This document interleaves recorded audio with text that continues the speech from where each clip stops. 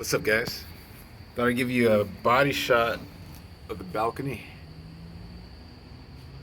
That's where I live now. I live on the 10th story, so I get to come out here whenever I want and just enjoy the view. That is until it gets super cold outside, and then I won't want to come out anymore.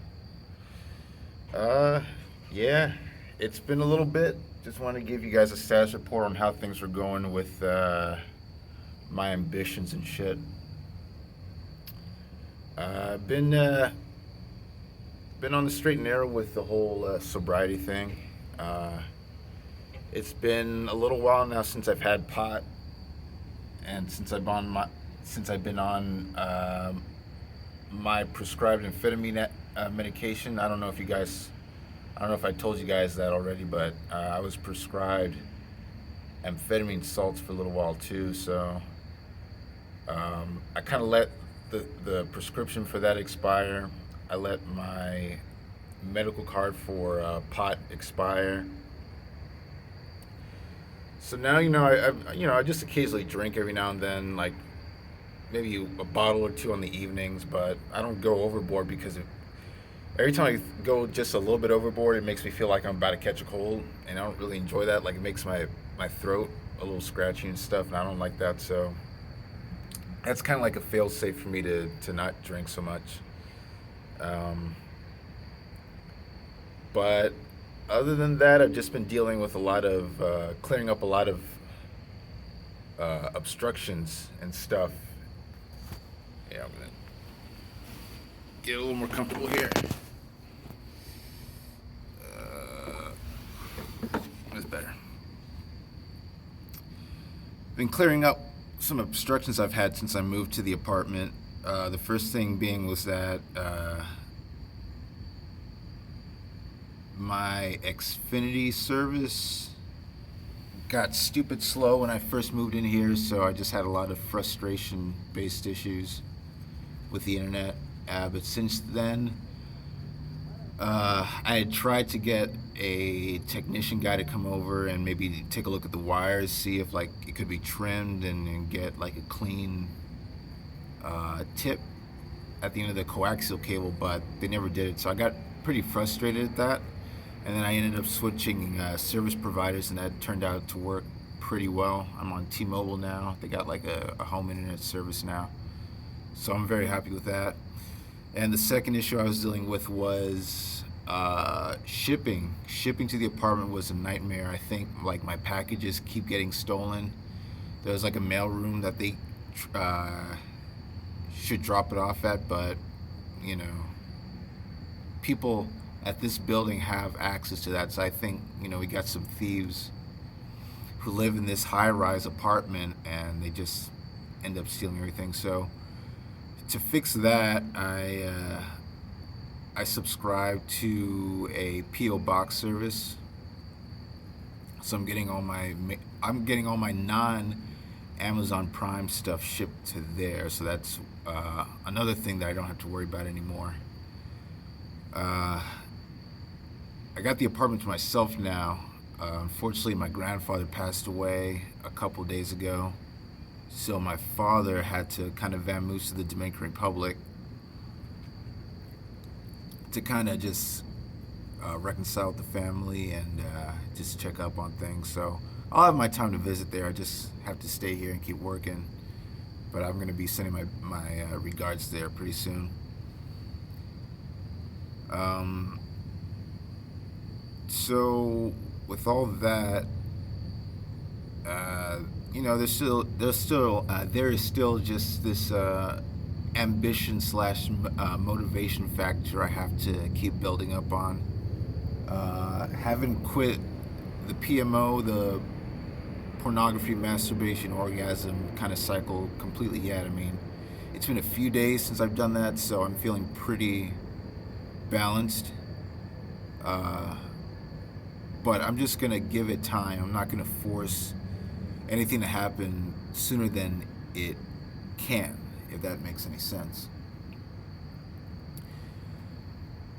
Insofar as me backing myself up into this dopaminergic corner, I've already dealt with most of the drug issues I've been having. So uh, the mood swing factor and the depression factor have kind of subsided to a degree where I can start to consider how I can be pushing, how I can be elevating myself even higher with eliminating even more bad habits, and then channeling that energy that I would use towards those bad habits and put it towards better habits. I got a few ideas for some drawings that I want to get into, and then I got music practice. Oh, and that was another thing I took care of. I'm still working full time, but now I've condensed those 40 hours into 4 days. So I work 10 days. I work 4 days at about 10 hours each day. So that gives me 3 days to kind of just recover, and just it gives me a little more time to take care of other things that I have to take care of. Aside from helping out my folks and making sure that the other mundane stuff is done to keep my life on track. But now I have a little more time to maybe do some reading, do some music practice, do some drawing, get back in touch with my more creative side. But aside from the update, there was another talking point that I wanted to touch up on, and that was I've done like a lot of reflecting along the lines of like my parents and the fuck ups that occurred with them along the way up until now. As of now, they're both dealing with health issues. My dad recovered from blood cancer, but he's still trying to lose weight. He's still I'm trying to get him on something called a Mr. Happy Stack protocol. I don't know if you guys heard of that, but it's kind of like a tune-up for the brain, where it kind of makes like learning things and feeling more ambitious and more motivated a little easier. And that's what I'm going to be getting myself on too. I got a few supplements on the way in the mail. And the same thing goes to my mom. She had a stroke, a few years ago, and she's kind of dealing with a few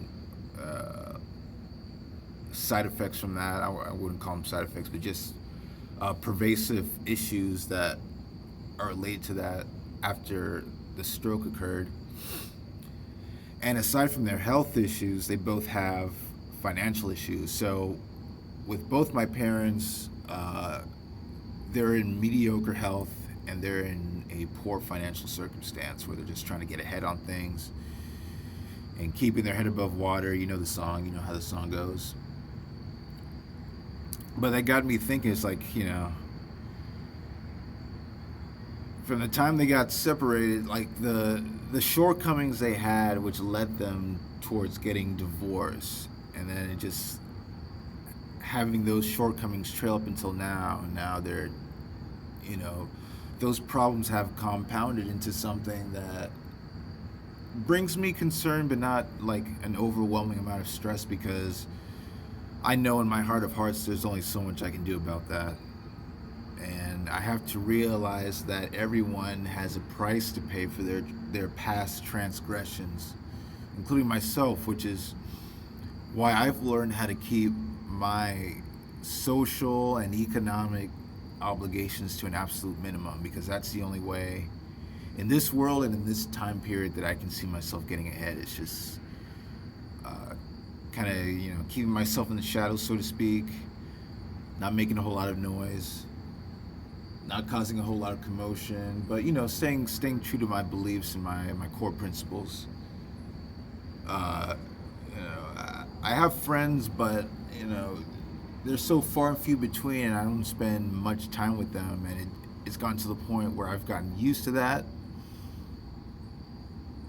and I can kind of deal with the solitude. I can kind of deal with just listening to my own voice, so that I can realize what really needs to be done.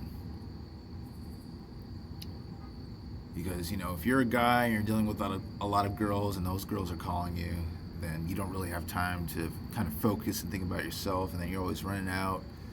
If you have a car, you're always spending money on gas trying to get to those places, and then you end up eating out, spending more money, spending more time, wasting your finances, your mental energy, your physical energy.